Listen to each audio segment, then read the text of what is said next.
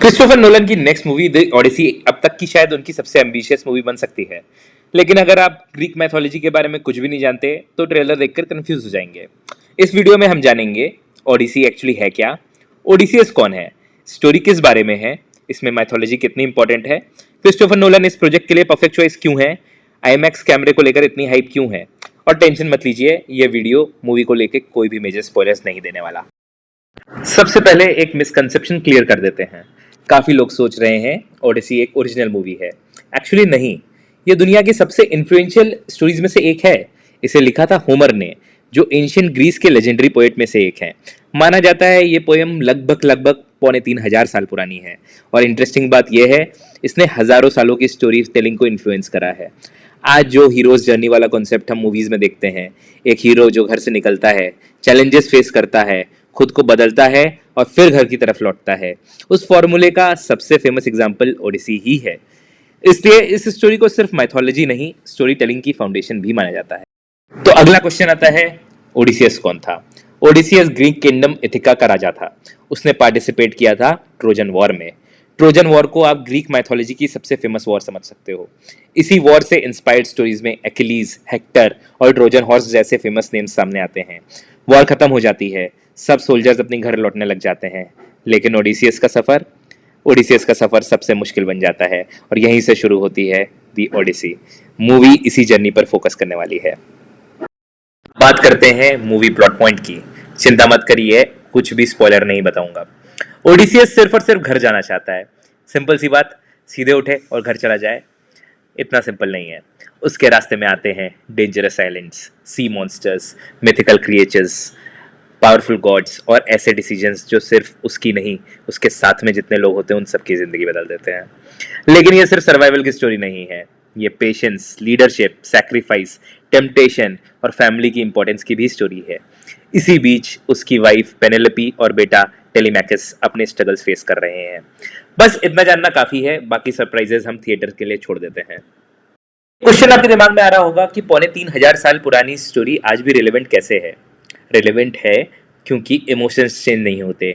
घर लौटने की फीलिंग, अपनी फैमिली के लिए फाइट करना, loss, hope and difficult choices लेना, ये थीम्स हमेशा टाइमलेस हैं। इसी वजह से ओडिसी को hundreds of books, movies, TV shows and games में अडॉप्ट किया गया है। हर जनरेशन इसे अपने तरीके से बताती है। अब की बारी क्रिस्टोफर नोलन की है।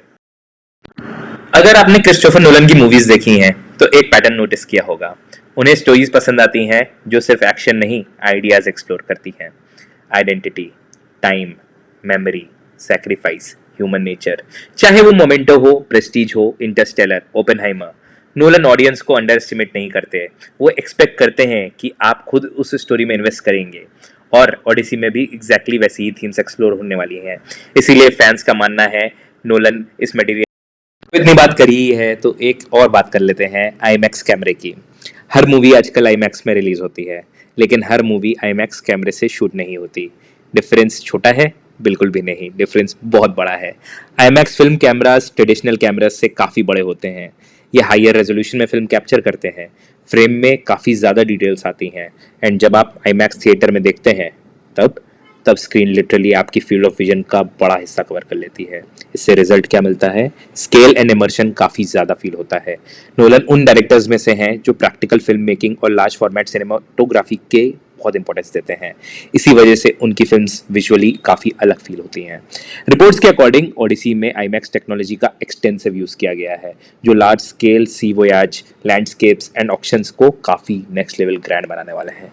एंड अब बात करते हैं मूवी की स्टार कास्ट की। एंड ऑनेस्टली इस कास्ट को देखकर ऐसा लगता है कि क्रिस्टोफर नोलन ने हॉलीवुड का अटेंडेंस रजिस्टर ही उठा लिया है। लीड रोल में है Matt Damon as Odysseus. And एक कोइंसिडेंस नोटिस किया, मैट डेमन अपनी हर मूवी में कहीं ना कहीं फंस जाते हैं। Saving Private Ryan, the Martian, Interstellar and अब द ओडिसी में भी वो घर पहुंचने के लिए स्ट्रगल ही कर रहे हैं। होपफुली इस बार उन्हें रेस्क्यू मिशन की जरूरत ना पड़े। उनके साथ हैं टॉम हॉलैंड, जिन्हें हम सब स्पाइडरमैन के नाम से जानते हैं, जेंडाया, जो एमसीयू के साथ साथ ड्यून यूनिवर्स की भी काफ़ी इंपॉर्टेंट फेज बन चुकी हैं, रॉबर्ट पैटिसन हमारे बैटमैन, चार्लिस थेरोन जिन्होंने डॉक्टर स्ट्रेंज में क्लिया का कैरेक्टर इंट्रोड्यूस किया था, एंड जॉन बेरेंथॉल जिनके लिए पनिशर का नाम ही काफ़ी है। मतलब अगर आप सुपर हीरो फिल्म्स के फ़ैन हो तो आधा एक्साइटमेंट तो इनकी कास्ट की वजह से आ जाता है। एंड इन सबको डायरेक्ट कर रहे हैं डार्क नाइट ट्रिलॉजी डायरेक्ट करने वाले क्रिस्टोफर नोलन। इसी कॉम्बिनेशन की वजह से एक्सपेक्टेशंस ऑलरेडी स्काई हाई हैं। अगर आप ओडिसी देखने जा रहे हैं तो बस इतना ध्यान रखिए, ये मॉन्स्टर्स की स्टोरी नहीं है, ये सिर्फ मैथोलॉजी नहीं है, ये एक इंसान की उसके घर लौटने की स्टोरी है जिसमें एडवेंचर है, इमोशन भी है, चॉइसेस भी हैं। और अगर नोलन अपने सिग्नेचर फिल्म मेकिंग के साथ इस क्लासिक को अडेप्ट कर पाते हैं तो हम सब एक अनफॉरगेटेबल सिनेमा एक्सपीरियंस देखने वाले। तो अगर ये वीडियो देखने के बाद आप भी द ओडिसी के लिए एक्साइटेड हो तो लाइक बटन दबाओ, वीडियो को अपने फ्रेंड्स के साथ शेयर करो और फिक्शन सर्किट को सब्सक्राइब करो, क्योंकि यहाँ हम हाइप नहीं कंटेक्स्ट देते हैं। मिलते हैं नेक्स्ट वीडियो में।